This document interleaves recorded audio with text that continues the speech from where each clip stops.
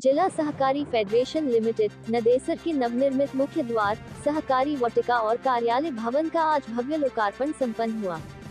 इस समारोह के मुख्य अतिथि उत्तर प्रदेश के सहकारिता राज्य मंत्री स्वतंत्र प्रभार JPS राठौर रहे, जिन्होंने दोपहर 1 बजे नदेसर स्थित जिला सहकारी फेडरेशन लिमिटेड के नवनिर्मित मुख्य द्वार का लोकार्पण कर परिसर में स्थित सहकारी वाटिका में एक पेड़ मां के नाम पर वृक्षारोपण कर मुख्य कार्यालय का लोकार्पण किया। कार्यक्रम की अध्यक्षता जिला सहकारिता फेडरेशन लिमिटेड वाराणसी के सभापति राकेश सिंह अलगू ने की। इस कार्यक्रम में विशिष्ट अतिथि के रूप में राज्य मंत्री स्वतंत्र प्रभार रविंद्र जायसवाल एवं दयाशंकर मिश्र दयालु, विधान परिषद सदस्य भाजपा जिला अध्यक्ष हंसराज विश्वकर्मा, विधान परिषद सदस्य धर्मेंद्र राय की गरिमामयी उपस्थिति रही। कार्यक्रम में सहकारी फेडरेशन के डायरेक्टर, सदस्यगण, भाजपा के वरिष्ठ नेता और पार्षदों सहित अनेक गणमान्य व्यक्ति शामिल हुए। इस दौरान मुख्य वक्ता ने सहकारिता के क्षेत्र में उत्तर प्रदेश में हो रहे सुधारों की सराहना करते हुए कहा कि पिछली सरकारों ने सहकारिता क्षेत्र की अनदेखी की, लेकिन प्रधानमंत्री नरेंद्र मोदी, गृह मंत्री अमित शाह और मुख्यमंत्री योगी आदित्यनाथ के नेतृत्व में सहकारिता क्षेत्र का कायाकल्प हो रहा है। उन्होंने सभापति राकेश सिंह अलगू की प्रशंसा करते हुए कहा कि उनके प्रयासों से खंडहर में तब्दील पुरानी इमारत का कायाकल्प कर इसे नई पहचान दी गई है। इस दौरान उपायुक्त सहकारिता सोमी सिंह, पूर्व MLC अरविंद सिंह, RP कुशवाहा, वरिष्ठ पत्रकार अरविंद सिंह, अरुण सिंह, भाजपा नेता अशोक यादव, सोमनाथ विश्वकर्मा, पार्षद राजेंद्र यादव, सिद्धनाथ शर्मा, अजीत सिंह, सुशील गुप्ता, संदीप रघुवंशी, बसंत यादव, बलराम कनौजिया, सुमित जायसवाल, DCF डायरेक्टर रामाश्रय सिंह, आनंद मौर्य, अभिजीत सिंह, आशुतोष सिंह, सुशील पांड्य, संतोष पटेल की भी उपस्थित रहे। आज DCF का इस कार्यालय का नया स्वरूप इस सहकारी समिति का दिखाई पड़ रहा है।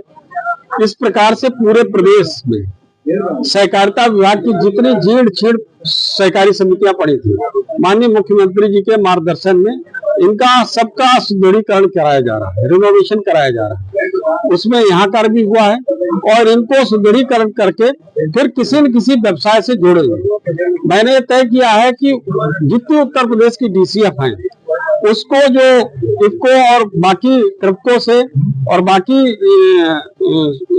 प्राइवेट जो अपने फर्टिलाइजर कंपनियां हैं, जिनसे फर्टिलाइजर लेते हैं, सहकारी समितियों के माध्यम से बेचते हैं, तो उनके ट्रांसपोर्टेशन का काम DCF के माध्यम से करें तो इनको एक व्यवसाय मिल जाएगी, इनकी आय भी बढ़ेगी। तो इस तरीके से सभी सहकारी समितियों का कोई न कोई व्यवसाय हम देकर उनको आर्थिक रूप से भी सक्षम समृद्ध बनाएंगे। आने वाले समय में देखिए 2025 को अगला जो है अंतर्राष्ट्रीय सहकारिता वर्ष घोषित किया गया है, तो उसमें तरह तरह के प्रोग्राम इसमें होंगे पूरे देश भर में, और उत्तर प्रदेश में भी कई कार्यक्रम होंगे। माननीय अमित शाह जी भी कुछ समय बाद यहाँ पर आने वाले हैं। वो एक रूपरेखा रखेंगे कि देश में किस तरीके से कार्यक्रम करने हैं। और जहाँ तक उत्तर प्रदेश की बात है, सहकारी समितियां जहाँ पर खाद बीज उपलब्ध नहीं होता था, हमने बहुत व्यवस्था करी है कि वहां पर यूरिया DAP की उपलब्धता रहे। तमाम क्राइसिस के बावजूद भी इस वर्ष भी हमने किसानों को उसकी दिक्कत ज्यादा ना हो, पूरा प्रयास किया। माननीय मुख्यमंत्री जी ने सभी साधन सहकारी समितियों को कार्यशील पूंजी के रूप में 10 लाख रुपए उपलब्ध कराए। उसका पूरा का पूरा ब्याज जो है जिला सहकारी बैंकों के माध्यम से जो दिया जा रहा है, उसमें उत्तर प्रदेश सरकार के द्वारा दिया जा रहा है। धन्यवाद। देखिए, हम सब के लिए बड़ा सौभाग्य का दिन रहा है कि प्रधानमंत्री जी के क्षेत्र में आज DCF के परिसर में मुख्य द्वार का उद्घाटन और हम सब के यशस्वी नेता छात्र जीवन से जिनका पठन पाठन ही मालवीय जी के बगिया में हुआ, ऐसे मानस पुत्र और सहकारिता मंत्री माननीय JPS राठौर जी के द्वारा कर कमलों से आज मुख्य द्वार का उद्घाटन हुआ। वाटिका एक हमने डेवलप किया है, सहकार वाटिका। उसमें एक पौधा माँ के नाम उन्होंने लगाया। उसके बाद ये जो कार्यालय है इसका उद्घाटन करके और परिसर में सुंदरकांड प्रभु श्री राम के दरबार में नतमस्तक अपने को करते हुए आशीर्वाद लिए और हम सब कार्यकर्ताओं को अपना संबोधन उन्होंने किया। उन्होंने बताया कि पूरे उत्तर प्रदेश में पहले की सरकारें कोऑपरेटिव को लूटने का काम किए। मेरे शब्दों में अगर माना जाए, मेरे शब्दों में, तो गजनी के रूप में सहकारिता को लोगों ने लूटा। एक परिवार को एकदम लूट के दीमक की तरह खा गया।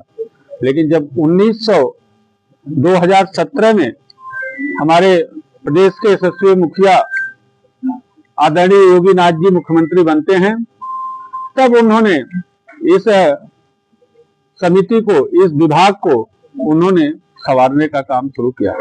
ये विपक्ष लगातार ये आरोप लगाता है कि, मैं बता दूं आपको, लोगों का काम है कहना। अभी मंत्री जी ने कहा कि राहुल गांधी 1984 में जब सिखों का सर काटा गया, उस पे उनका नहीं बोल रहे हैं, और अंगूठा काटने का तो जनता जवाब हमारी पार्टी दे लेगी, पहले उस पे वो अपना बोले। तो ये सहकारिता को जो लूटने का काम किया वही किया, जो 70 साल से लूटे। और कुछ प्रदेश में कभी सपा कभी बसपा का लोगों ने एकदम खत्म कर दिया था। कभी इस कैंपस में आप आए होंगे तो देखे होंगे कि यहाँ की स्थिति क्या थी, और आज आप आए हैं तो ये क्या स्थिति है। मैं आप लोगों के माध्यम से अपने देश के यशस्वी प्रधानमंत्री और यहाँ के सांसद भारत के लाल और देश के गृह मंत्री, जिन्होंने सहकारिता का विकास करके सहकारिता मंडल का, सहकारिता मंत्री का गठन किया और केंद्र में अपने पास रखे। तो ये गुजरात मॉडल के रूप में मैं आपको बताना चाहता हूँ। अभी तो ये अंगड़ाई है, बाकी और दिखाई होगा, कुछ ही दिन में दिखाई देगा। यहाँ से दिखेगा कि बनारस से जो आवाज उठती है वो कभी भी विश्व स्तर की लेवल बनती है। तो इस सहकारिता चमकेगा, इतना चमकेगा जितना इस परिसर को उम्मीद नहीं थी। उसी तरह हमारे सभी समितियां चमकेंगी। मंत्री जी ने कहा कि 10 लाख रुपए तक का भी समितियों को दे दिए। अब आप नहीं सुन रहे होंगे कि कोई भी खाद बिहार जा रही है। पहली बार आप गूगल पर ले लीजिए आंकड़ा, पिछले साल क्या था, अब की बार खाद की क्या सप्लाई है, बीज का क्या सप्लाई है, डीएपी क्या है, नैनो यूरिया क्या है, यूरिया क्या है, पोटास क्या है, जिंक क्या है, बीज क्या है, कहीं किल्लत नहीं है। बस खाली एक गुमराह करने की बात जो सरकारें करती है वो लोगों ने किया, और आज पूरा किसान खुशहाल है। और किसानों के लिए तो हमारा प्रधानमंत्री जी हर महीने, हर 6 महीने पे पैसे आ रहा है। इसको आप भी मन की बात में सुने होंगे। तो मैं आप लोगों से आग्रह करता हूं कि आपके माध्यम से ये बात जानी चाहिए कि अंगूठा काटने की बात मत करिए। जो सिर काटी गई सिखों की, उस पर भी आप बोलें राहुल जी, और कम से कम आप नसीहत न दें। हमारे पार्टी का आपसे कोई राय नहीं ले रहा है कि आप राय दे रहे हैं कि ये होनी चाहिए। आप अपनी राय अपने पास रखिए, नहीं तो आपकी राय आपकी पार्टी की तरह दूसरा कोई लेगा तो ही हाल हो जाएगी। लेकिन वही प्रधानमंत्री का कंस्टिट्यूएंसी क्षेत्र है और ये कहा जाता है, ये तमाम जो आरोप होती है। सब्सक्राइब कीजिए हमारे चैनल को और बेल आइकॉन को दबाइए हमारी लेटेस्ट वीडियो सबसे पहले देखने के लिए।